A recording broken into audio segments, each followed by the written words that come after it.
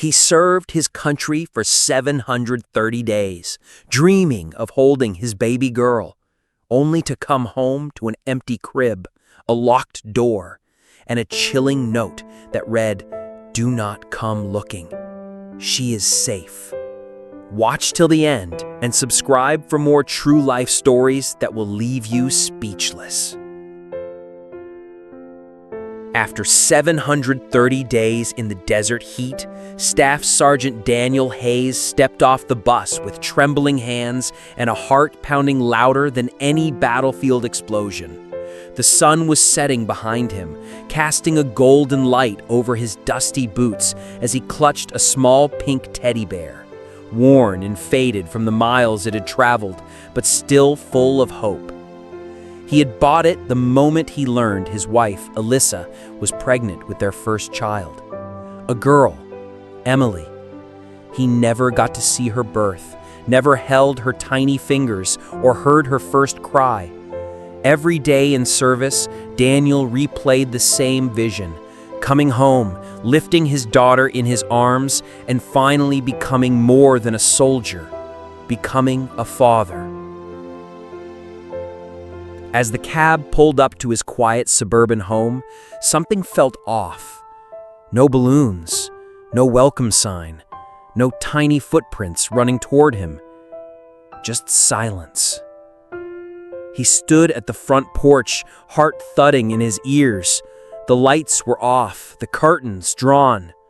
With shaking fingers, he inserted the key, but it did not fit. The lock had been changed. Maybe she panicked. Maybe she just needed time to prepare. He knocked, then banged. Nothing. Finally, an elderly neighbor peeked out and froze. Her eyes widened. "Daniel," she whispered, stepping closer. "You're back." He smiled weakly. "Yeah. Is Alyssa home?" Her face went pale. I thought you knew." "What?" She looked down, voice trembling. "She left. Maybe 6 months ago? Moved out in the middle of the night with a man I didn't recognize. Took nothing but a suitcase and the baby." Daniel's knees buckled. He gripped the porch rail to keep from collapsing. No, that can't be right. She would have written. She would have told me. But deep down, something cracked inside him. Something he had protected for 2 years with every breath. His belief that his family was waiting. The neighbor reached into her apron pocket, then hesitated. "I was told to give you this if you came back." She handed him an envelope. Daniel tore it open with shaking hands. Inside, one simple note. "Do not come looking. She is safe." His blood ran cold. No name, no number, just the teddy bear still clutched in his other hand. And silence. Daniel sat in his parked truck, the teddy bear now resting quietly in his lap, its button eye hanging by a thread, like the last shred of hope inside him. His house, once filled with dreams and baby colors, now belonged to strangers. His wife, gone. His child, a ghost. But that note, "Do not come looking. She is safe." Safe with who? And why did Alyssa not wait for him? He drove aimlessly through town, heart torn between anger and despair. Every playground, every child on a sidewalk made his chest tighten. Where was Emily? Did she even know he existed? He found himself parked outside the old church they had once attended together. It was quiet now, but the door was open. Inside, an old pastor was sweeping the floor. "Daniel Hayes?" the man said, as if expecting him. Daniel nodded, confused. Your wife asked me to hold this just in case." He handed Daniel a sealed letter, familiar handwriting. Daniel opened it slowly, praying for answers. "Daniel, if you are reading this, you made it home alive.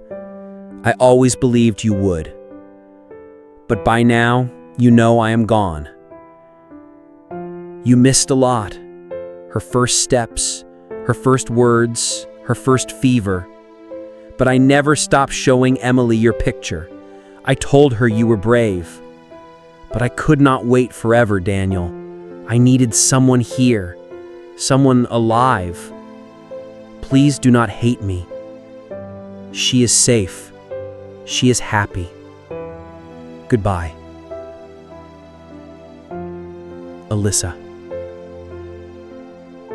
Daniel crumpled to the floor, eyes filled with tears that refused to fall in war, but flowed now like a broken dam. He had fought for his country, dreamed of holding his daughter, built his every breath around coming home, and this was the welcome he received? But one line in that letter haunted him. "I could not wait forever." He was not angry, he was shattered. Still, something did not sit right. No address, no name, no mention of where Emily was. Why be so vague? And why had the note on the door said, "Do not come looking"? Unless someone else wrote it. Unless Alyssa wasn't the one who truly walked away. Daniel went back to his truck. He opened the glove box and took out a folder, a worn copy of Emily's birth certificate, his last anchor. Then he noticed something new. A postmark on the back of a recent medical record update. Oregon, a small town he had never heard of. Could that be where she was? A fire lit in his eyes. Daniel had lost everything, but he had not lost his right to be a father. He packed his bag, clipped the teddy bear to his backpack strap, and set off for Oregon, with nothing but questions, a broken heart, and the desperate hope that his daughter still remembered the face in the photograph. He didn't know what he would find, but he was ready. And what he uncovered in Oregon would break open a truth far darker than anyone imagined. The rain in Oregon fell soft and steady as Daniel stepped out of his truck, his boots sinking into gravel outside a modest white-paneled home near the edge of town. Wind chimes whispered on the porch. This was the address from the postmark. His heart pounded. He had rehearsed this moment 100 times in his head. Would Emily run into his arms? Would Alyssa open the door and break down in tears? But it was not Alyssa who answered. A tall man in a gray cardigan, maybe early 40s, stood in the doorway with a guarded look. Behind him, Daniel saw a little girl, dark curls, pink pajamas, running through the living room. She looked just like him. Daniel froze. "Emily?" he whispered. The man's face hardened. "Can I help you?" Daniel straightened his shoulders. "I'm Daniel Hayes. That little girl? I believe she's my daughter." The man stepped out and shut the door behind him. "You need to leave, now." Daniel blinked. "I have proof. A birth certificate.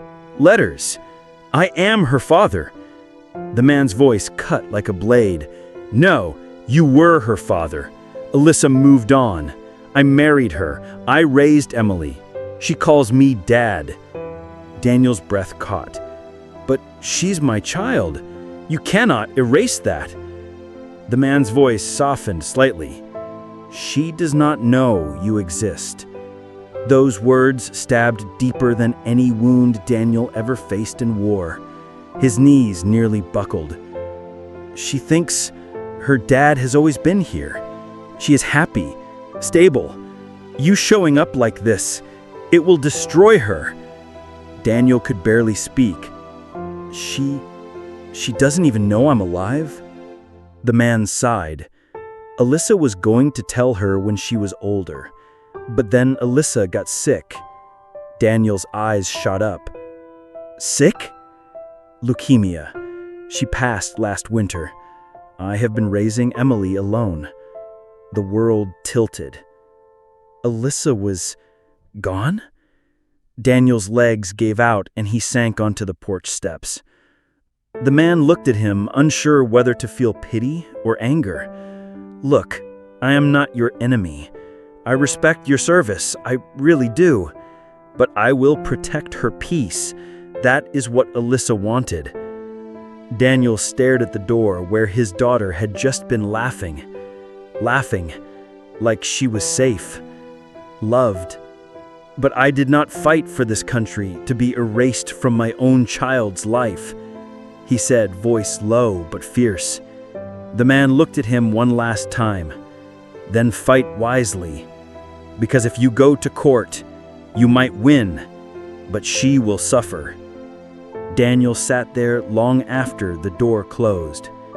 He had dreamed of reunion, not this war of love. Still, one thing was now clear.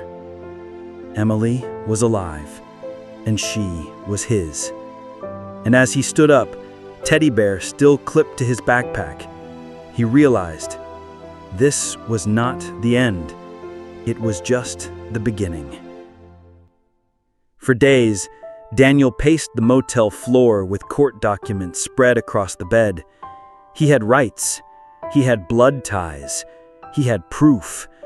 But none of it silenced the image of his little girl, laughing, safe, calling another man dad. Then a call came from a social worker. She said Emily had been rushed to the hospital after fainting at school. The man, her stepfather, was out of state for a work emergency. Emily was scared, alone, and legally, Daniel was still listed as father. His heart slammed in his chest. Which hospital? Within 20 minutes, Daniel was standing outside a children's ward, his military dog tags still dangling from his neck. When the nurse brought him in, he found her lying small and pale beneath the white blankets, an IV taped to her wrist. Her eyes fluttered open. "Hi," Daniel said softly, heart in his throat. "I know you do not know me, but I have waited 730 days to see you." She blinked at me. "Are you the teddy bear man?" Daniel froze. "How do you—" She pulled the backpack to her side, his old military pack, the one he left behind. "I found this in the attic. Mommy said it belonged to someone very brave." Tears filled Daniel's eyes. "That was mine, and I brought it home for you." Emily looked at him a long time. "Did you know my mommy?" Daniel nodded. "She was the love of my life. You are the light we created together." Her lip quivered. "Are you my real dad?" Daniel wanted to say yes, wanted to cry it out loud. But instead he whispered, "Only if you want me to be." Silence. Then she reached out, small, trembling fingers wrapping around his. "You feel like home," she whispered. At that moment, the door opened. The stepfather stood frozen in shock. But when he saw Emily holding Daniel's hand, he did not speak. He stepped back, and for the first time, he allowed Daniel to stay. 2 months later, a judge ruled in favor of dual guardianship. Daniel would never get back the days he lost, but he would never miss another one again. Now, every Friday, Emily waited by the window with a backpack, a drawing, and a smile that stretched for miles. She called him Dad, and every time she did, his heart broke and healed all at once. Because though the world had taken everything from him, love gave it all back. Thank you for watching this story. If it touched your heart, please support this channel by subscribing and turning on the bell. Every story here honors the strength of family, the resilience of love, and the unseen battles many quietly endure. Your support helps us tell stories that matter. See you in the next one.